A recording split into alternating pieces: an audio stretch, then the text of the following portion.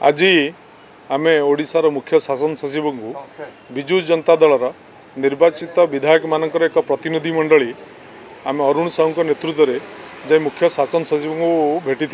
से भेटियार अभिप्राय यह थिला जे ओडिशार 314 ब्लॉक एवं विभिन्न म्युनिसिपालिटी ठारू कॉर्पोरेशन ठारू आरंभ कर एनएसी पर्यंत सबु जगार शासक दलर एक अघोषित निर्देशनामा फल समस्त सरकारी ऑफिसर माने वर्तमान पक्षपातिता कार्यक्रम करिया आरंभ कर शासक दलर कर्मी माने वर्तमान वीडियो ठारू आरंभ करी म्युनिसिपालिटी चेयरमैन ठारू आरंभ करी एनएसी चेयरमैन पर्यंत समस्त को चाप प्रयोग करुचंती जे तांका कथारे काम करने को दलीय भित्तिरे कार्यक्रम करने तार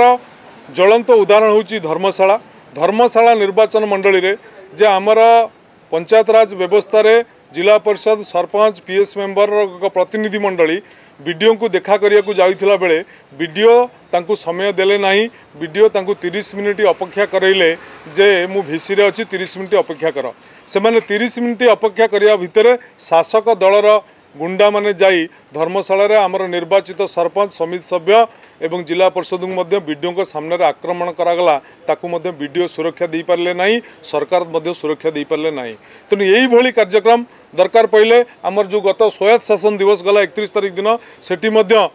अनेक जगार मेयर मानू सीट मिलला नहीं कि काउंसिलर मानू सीट मिलला नहीं से शासक दलर कर्मी माने जहाँ आगे चेयर पकईकि बसिले जोटी कि जहाँकि लोक प्रतिनिधि मानू अपमानित करा जाउछि तेणु यही भली ढंगरे शासक दल अघोषित निर्देशनामा फल सरकारी कल को निज नियंत्रण को आनी आम पर विरोध दल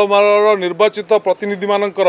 जो स्वाधीनता अच्छी जो क्षमता अच्छी से क्षमता को अपहरण करने योजना चली से बाबद में आम समस्ते आज जाए मुख्य शासन सचिव को आम कथा कहीचु एवं या निर्दिष्ट दृष्टि देवा अनुरोध कर।